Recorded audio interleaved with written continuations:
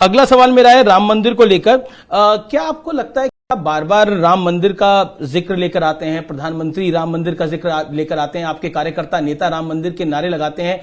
Opposition का मानना है कि बीजेपी राम मंदिर को भी पॉलिटिसाइज कर रही है और कैश करना चाहती है 2024 के लोकसभा चुनाव में। देखिए, ये मुद्दा तब खड़ा होता है जब इन्होंने राम मंदिर की प्राण प्रतिष्ठा में हिस्सा नहीं लिया। अगर वो ले लेते तो वहीं पर बात समाप्त होनी। उनको देश की जनता को बताना चाहिए कि राम मंदिर की प्राण प्रतिष्ठा में वो लोग क्यों नहीं गए। ये एपीसमेंट की पॉलिटिक्स करने के लिए नहीं गए। इसलिए बार बार ये मुद्दा चुनाव में मुद्दा बन जाता है। जी, आप अपनी रैलियों में अक्सर बात करते हैं और कहते हैं, आरोप लगाते हैं कि विपक्ष जो है वो इस देश को शरिया के हिसाब से चलाना चाहता है। ये हमारी बात नहीं है, उन्होंने ही कहा है, अपने घोषणा पत्र में कहा है कि हम पर्सनल लॉज को इंट्रोड्यूस करेंगे। तो पर्सनल लॉ कौन सा है भाई? एक ही है, मुस्लिम पर्सनल लॉ। लेकिन कांग्रेस से मैंने सवाल पूछा, उन्होंने बोला मिस रिप्रेजेंट कर रही है भारतीय जनता पार्टी हमारे घोषणा पत्र। तो वो पर्सनल लॉज के क्या कहना चाहते हैं उसकी स्पष्टता करे देश की जनता के सामने कि हम मुस्लिम पर्सनल लॉ की बात नहीं कर रहे हैं। उनको कर देनी चाहिए स्पष्टता। लेकिन फिर आप भी तो अपना वोट बैंक साध रहे हैं इससे।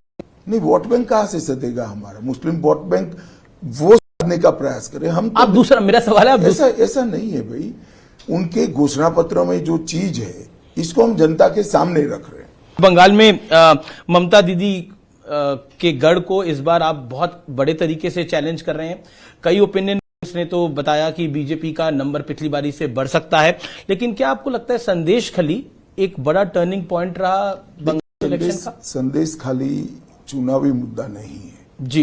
एक महिला मुख्यमंत्री के नाक के नीचे सालों तक धर्म के आधार पर महिलाओं का शोषण होता रहे और महिला मुख्यमंत्री इसलिए कुछ न करे कि शोषण करने वाले इनके कार्यकर्ता हैं, इनकी वोट बैंक का हिस्सा है। इससे ज्यादा शर्मनाक बात कोई हो ही नहीं सकती। ये इलेक्शन का मुद्दा नहीं है, ये देश की सुचिता का मुद्दा है। शासन किस तरह से चलना चाहिए?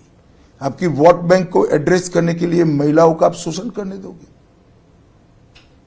हम निश्चित रूप से इस मुद्दे को इलेक्शन के समय में भी और इलेक्शन के बाद भी बंगाल की जनता के बीच में ले जाएंगे। अक्सर आप बंगाल में अपनी रैलियों में ममता बनर्जी का जो नारा है मां माटी मानुष, उसको आप बदलते हैं और कहते हैं कि अब मुल्ला मदरसा और माफिया की खातिरदारी हो रही है। क्यों? एक बंगाल के युवा ने मुझे भेजा था जी, मेरे पास व्हाट्सएप मैंने सेव कर रखा है जी। तो ये तो जनता की फीलिंग है।